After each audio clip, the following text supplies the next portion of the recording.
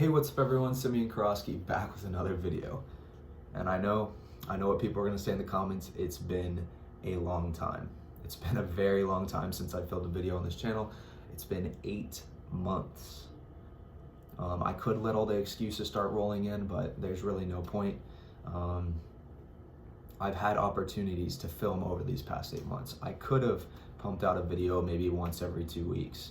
I've been busy for sure, but I still have had opportunities to post videos. I've still had opportunities to make videos, but I just didn't over these past 8 months. A lot of things have been thrown at me in life, but that's just the way it is. So I'm hoping that I can start posting a consistent schedule, maybe once a week. I know I've said that a lot in the past and it hasn't happened, but I'm hoping I can get on a consistent grind and start actually posting frequently on this channel. So thank y'all for the people that stayed, all 13,000 of you. I think we just hit 13,000 subscribers yesterday. I just checked. So thank you all for that. Thanks for sticking around. Thanks for the people that have been DMing me on Instagram and Snapchat constantly asking me why I haven't posted. Thanks for keeping me accountable and trying to motivate me to actually continue this channel. I'm definitely continuing this channel. I still love making YouTube videos, and I want this to be integrated as a big part of my life in the future. I like giving people experience. I like telling them about my military experience so far, and I really enjoy doing that. So I hope I can continue this content and actually be consistent this time. So what we're going to be talking about in this video is a pretty important topic, and I get asked about this quite often. And this is going to be the top 5 reasons why people get out of the Marine Corps. Now, this is mostly from what I've evaluated from watching other people get out of the Marine Corps and from what they've told me when I asked them why they didn't re-enlist, why they're not going to stay in. Many of these reasons play into why they decide to go back to the civilian life. So this isn't going to be any specific order. It's just going to be 5 random order, all of them equally as important, and we'll just go ahead and dive right into it. Before we get in the first one, I'm just going to make it clear that everything I say on this video does not represent the Marine Corps, and it does not represent the Department of Defense. This is all just my opinions, my views that are based on my experience, just to make that clear.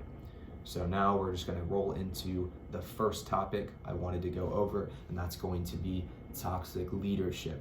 Now I just want to step forward and make this clear that toxic leadership is everywhere. It's in the Marine Corps, it's in the Army, it's in the Air Force, it's everywhere. It's in civilian sector, it's in many different organizations. Nothing's going to be perfect. So just like you've had toxic supervisors, managers in your job in the civilian sector, there are going to be toxic NCOs, there's going to be toxic corporals, sergeants, etc. in the Marine Corps. There's always going to be that.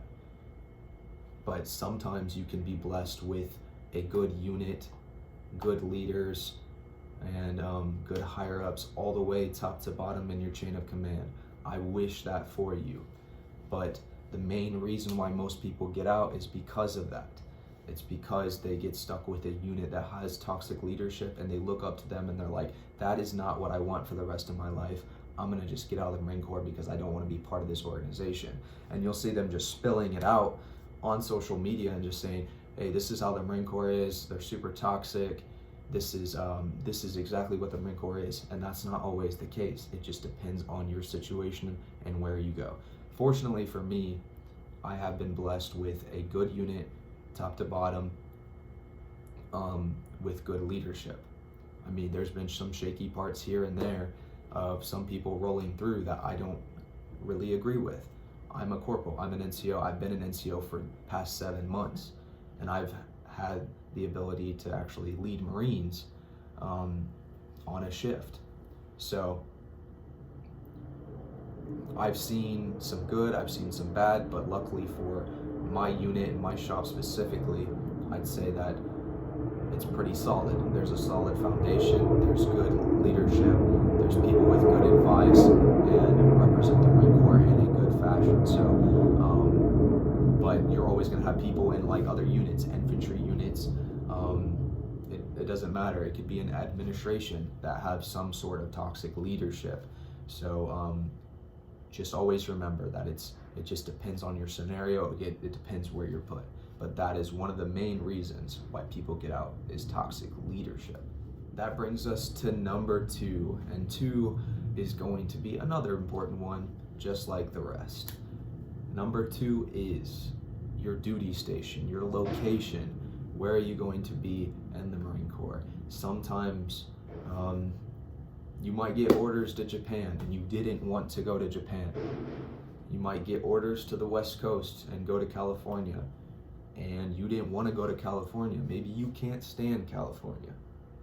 That always seems to happen in the Marine Corps, is that you'll go to MOS school, you'll get your orders, and it seems like the people that want to go adventure off in Japan end up getting orders to North Carolina, South Carolina, where they didn't want to go. But the people that wanted North Carolina or South Carolina end up going Japan, and it just flip-flops. A lot of times you're not going to get what you want. It's just how the Marine Corps is. Maybe your recruiter is going to tell you, hey, yeah, you're definitely going to get Camp Pendleton. That's exactly what you're going to get, and you're going to be happy. No, that is not always the case. You could go literally anywhere. You could go to Japan. You could go to Camp Pendleton, Miramar, Lejeune. You could go anywhere. And so just be prepared for that. And that is why a lot of people get out, is they're not able to get the orders to where they want. Now, there are certain times where you can contact your career planner before re-enlistment, and you can request orders to wherever you want. That's what I plan on doing. I'm kind of on the edge of re-enlistment or not. I'm more like 70% I'm going to re-enlist. So I'm going to contact my career planner about getting orders to the place that I want, so that I can get the duty station I want. So there is that option, but sometimes it just doesn't work out. So just be prepared for that, just in case. Okay, and that brings us to number 3, and that is going to be ultimate wealth potential. Now, a lot of you might be like, well, it's a secure income in the Marine Corps. You always get paid every 2 weeks, which is true. You're always going to be safe. If you get married, you'll get housing allowance, you'll get food allowance, all that type of stuff. You're always going to have a roof over your head. You're always going to have something to eat at all times. That is the good part of the Marine Corps or military in general. But also, that rolls into the part of ultimate wealth potential. It is hard to reach your fullest potential of how much money you can make in the Marine Corps. Yes, you can rank up, you'll get a little bit more here and there, but like the max doesn't go too high, especially as enlisted. You're not going to get paid a crazy amount as enlisted Marine. You're going to have your health insurance, you're going to have everything that you need in your life. But if you want to set your goals all the way up and go to your highest potential, it's going to be harder in the Marine Corps, in my opinion. Yeah, there's people that become personal trainers on the side. There's people that invest on the side and all that. I personally like investing as well, and all that, and trying to find different avenues of income. But it's going to be harder in the Marine Corps, in my opinion, than out in the civilian sector, where you have more options to branch off and build incomes in many different categories. And that's what a lot of people have told me of why they don't re-enlist, because they want to have that potential to do more, do a lot more, and make a lot more money. Yeah, you have way bigger chance of crashing and burning and going all the way to the bottom, but there's that ultimate wealth potential. You have more potential outside. Just my opinion. A lot of people will disagree, but I've also heard that from many different other people, and that's a big reason why they get out. Rolls into the 4th one, and that's just careless people around you, careless Marines. That's why a lot of people get out. This is a common thing I've seen. I don't know if it's just in the Air Wing, if it's in other parts of the Marine Corps. I can just speak for the Air Wing. But a lot of people will hit their 2-year mark. Average contract is 4 years, and the air wing oftentimes is 5 years. My contract is 4 years, but they'll hit their 2-year mark, 3-year mark, and they've already decided that they're gonna get out. They're like, I hate the Marine Corps, I don't wanna be a part of this organization, I'm already gonna get out, so I'm not gonna care about anything. And this is a toxic, this goes back to toxicity. When you have a shop, I'm not saying this is my shop, my unit or anything, but I'm just saying this is what I've seen from a lot of other people and somewhat my experience too, is you'll have people that already are deciding to get out, don't want to have anything to do with the Marine Corps anymore, and then they just stop caring. You have a lot of people that are deciding to get out but still care and actually do their job and want to improve and build to the best of their potential, but you have a lot of people that just stop. They don't care anymore. They know they're going to get paid as much as everyone else. That's their same rank, so they don't care. They don't want to try in anything.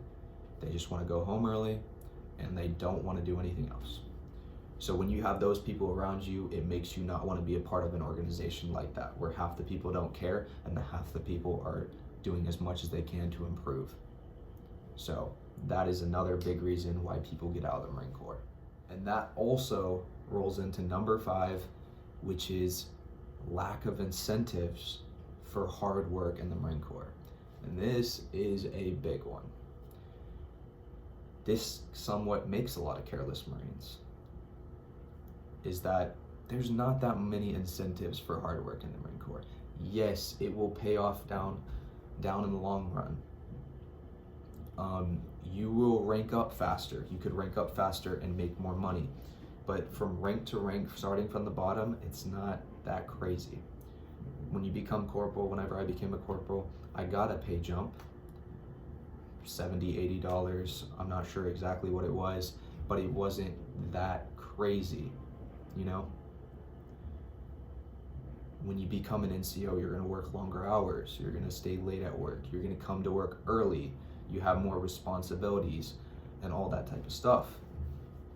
And you get a little bit of extra money, but the incentives for your hard work doesn't always compare to an outside job in the civilian world. It doesn't always compare to that. It's salary. I personally do not like salary. I like being paid by the hour, because whenever I worked in the civilian sector, when I got paid by the hour, I always reached for overtime. I would always work longer hours so I could get overtime and get paid time and a half or double time. Marine Corps, picture a group of 10 junior Marines in a shop, and you ask them, who wants to stay an extra 5 hours? Or who wants to work an extra day, work on the weekend? If it was the civilian sector, a lot of people would be like, heck yeah, I wanna get overtime. I'm gonna get paid like $300 extra for this because I'm working a whole extra day and it's all overtime. With the Marine Corps, it's salary. So you raise your hand, good on you. You're gonna work that extra day. Your NCOs are gonna be really proud of you. If you work that hard all the time, you're gonna be recommended for meritorious boards, whatever. You're gonna get better conduct marks on your JPES scores and stuff like that. But overall, you're not really gonna get paid more because your salary, you're gonna work that extra day and you're not gonna get any more money than the other people that did not raise their hand and are not going to work. You know what I'm saying? Not bashing that, because I do love when Marines volunteer. I always encourage it. I like to volunteer for everything. I want to volunteer for everything, and you should as well as a Marine. You should want to improve. You should want to volunteer to help in any way possible in your shop and your unit. But that is another reason why people get out of the Marine Corps, is they can't work extra hours in this job and make more money. They're stuck at that baseline salary. So that is another reason why people get out of the Marine Corps. I'll also make another video based on why people stay in the Marine Corps, because there's a lot of things, a lot of benefits of the Marine Corps. There's a lot of benefits for military and stuff that I didn't mention, but this is just a video that people have been asking me about, asking me to make, and I hope y'all enjoyed it. It's been 8 months, finally got a video out, and I hope I can start posting more. Hope y'all enjoyed it, everyone. Have a great weekend. I'll see y'all next time.